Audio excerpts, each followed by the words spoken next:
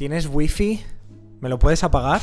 Pues mira, es que resulta que una nueva investigación en Japón habla del wifi y de que altera las ondas cerebrales de los niños y esto modula su atención. Entonces, bueno, lo que se ha hecho es que se ha visto que los cerebros de los niños son más vulnerables a los campos electromagnéticos, especialmente durante el sueño profundo. O sea que si encima duermen cerca de un aparato de wifi, de un router o de lo que sea, puede haber más alteración de ese niño y luego incluso influirle a su atención durante el día.